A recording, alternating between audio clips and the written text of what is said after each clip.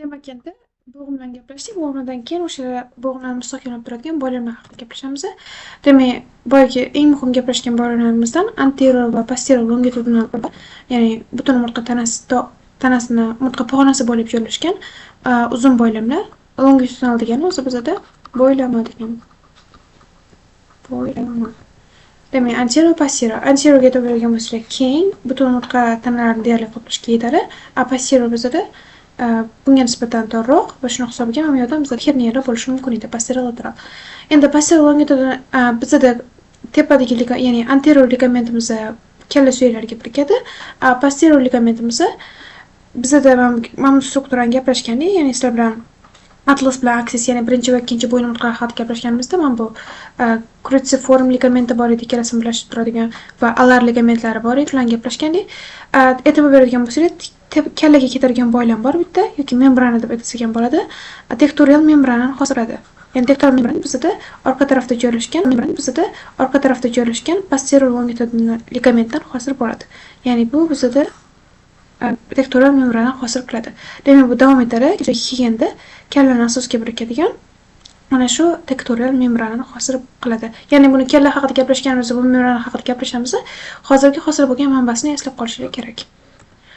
Bundan tashqari bizada ligamentum flava degan bor, ya'ni anterior posterior longitudinaldan tashqari umurtqalar o'rtasida joylashadigan ligamentum flava bor. Ligamentum flava degani flavus degani bizada sariq degani. Sariq deyilishiga sabab bu bo'lim ichida elastin juda ko'p bo'ladi. Elastin degan modda, ya'ni cho'ziluvchilikni beradigan modda. Elastin ko'paygani sababli unga sariq ottенкам bergan.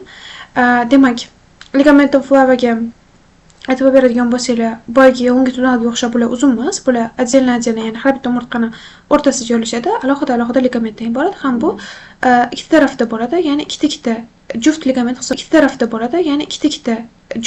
hisoblanadi. Har bitta umurtqa pog'onasini arkusini qismida joylashadi. Demak, arkusida ham emas, buni o'sha arkusini qismi lamina qismida, ya'ni arkusni aynan lamina qismida joylashadi. Laminada joylashadi o'ng chap tarafda va mana shu har bitta umurtqani o'rtasida bo'ladi. Ya'ni bunaqa alohida joylashning asosiy sababi elastindan iborat bo'ladi ichi. Ya'ni umurtqa pog'onasiga bukiluvchanlik, egiluvchanlik xususiyatini mana shu ligament ligament orqali ta'minlanadi. Demak, ligamentum flava bu yon tarafdan ko'rsatilgan, mana e'tibor beradigan bo'lsanglar, ikkita lamina, ya'ni tepa-pas bu o'ng tarafda, masalan, bu yoki chap tarafdan birlashtirib turibdi. Buni ko'rishimiz mumkin. Keyingisi bizda ligamentum flavadan tashqari supraspinous ligament bor va ligamentum nucha. Bu ham longitudinalga o'xshab ketadi. Nimasi o'xshab ketadi? Bular ham butun bir-biriga bog'lanib joylashgan ligament hisoblanadi. Ya'ni uzun ligament hosil qiladi. Flava bo'lsa bizda har bitta umurtqa o'rtasida ajralib joylashgan edi. Demak, supraspinous deyilishiga sabab, spinous degani bizda o'tkir o'simtasi, buni bilamiz. Supra deyishga sabab o'sha o'simtalar uchida joylashadi, ustki qismida joylashadi. Ustki qismida joylashganligi uchun ham supraspinous ligament deyiladi. Demak, supraspinous ligament qatdan-qatgacha deydigan bo'lsanglar, umurtqa pog'onasining oxirigacha joylashadi, lekin boshlanadigan joyi 7-vertebra, 7-bo'yin vertebrasi hisoblanadi. Chunki 7-vertebradan to kallagacha bizda ligamentum nucha deyiladi. Nucha degani o'zi ensi. Ya'ni qanaqa eslab qolsanglar bo'ladi? Supraspinous ligament o'zi umumiy hammasini supraspinous ligament desa bo'ladi, lekin kallaga, ya'ni bo'yin umurtqalarida joylashgan supraspinous ligament bizda ligamentum nucha yoki ensi ligamenti deb nomlanadi. Nomi faqat o'zgargan. Shuni eslab qolsanglar bo'ladi. Demak, buni orqa tarafdan e'tibor beradigan bo'lsak, mana bu 7-S7 dan to kallani, mana bu occipital suyagi, ya'ni ensi suyagini tashqaridagi external protuberance, ya'ni bo'rtog'iga yopishyapti. Shuni eslab qolishimiz kerak. Ya'ni 7-bo'yin umurtqasidan to occipital, ya'ni ensi suyagigacha boradigan ligament bizda nucha deyiladi. Undan pasti oxirigacha tushadigan o'tkir o'simtalarning uch qismida joylashgan ligament supraspinous ligament deyiladi. Endi oxirgisi bizda interspinous ligament, supraspinusga gaplashdik, uchida joylashar ekan.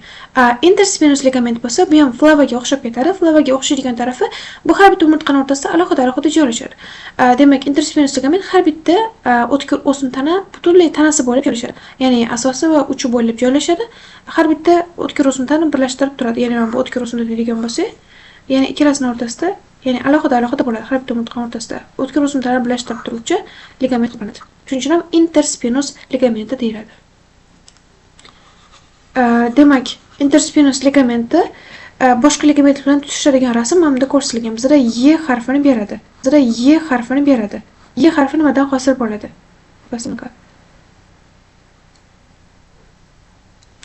Demak, Y harfi ligamento flavum har bitta mana bu arcus degan bo'lsa, arcus lamina qismida joylashadi ikkita tarafdan.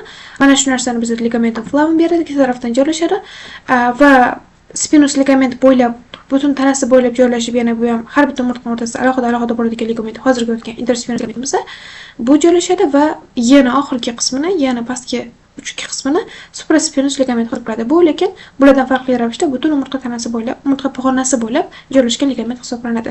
Mana bu rasmni ham ko'rishimiz mumkin. Mana flavum arkuslarda joylashgan alohida va interspinous ligamentlar ham alohida joylashgan va bularni birlashtirib umumiy joylashadigan ligament bo'lsa, supraspinous ligament hisoblanadi. Mana shu uchta ligamentda umumiy tasviri edi.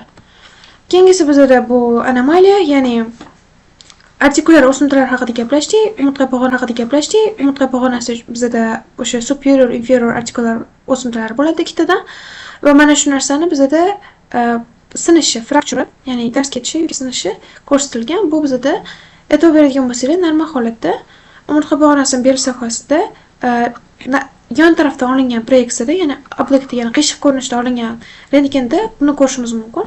Ya'ni Scotty degan kuchuk bor. Mana shu kuchukka o'xshash shakl hosil bo'ladi. Qanaqa hosil bo'ladi? Ya'ni transvers o'simta bor bizda. Transvers o'simta uni burnini hosil qiladi. E'tibor beradigan bo'lsangiz, mana bu yerda burni hosil bo'ladi transvers o'simtadan. Keyingisi pedikullari ko'zini. Mana bu yerda ko'zi joylashgan. Chunki transvers o'simta o'zi pedikul joylashgan joydan chiqardi. Shuni ko'ramiz. Bundan tashqari bizda pastki artikulyar o'simtasi, pastga qarab turgani old oyoq hisoblanadi. Mana bu oldingi oyog'i, bu pastki interartikulyar o'simtasi va past interartikularishlari, ya'ni ikkita o'sha bo'g'imning o'rtasidagi qismi. E'tibor beradigan bo'lsangiz, mana bu yerda bo'yni qismiga to'g'ri keladi. Pars interartikularis, ya'ni bo'g'imlar aro qismi. Mana shu soha agar sinadigan bo'lsa, biz mana shu darz ketishini ko'rishimiz mumkin. Mana bu yerda darz ketish ko'rsatilgan. Mana shu pars fracture, mana shu pars interartikular sinishi xuddi mana bu Scotty kuchugini bo'yinbog'iga o'xshab ko'rinadi. Mana shuni ko'rishimiz mumkin. Bu bizda rentgenda o'ziga xos belgi hisoblanadi.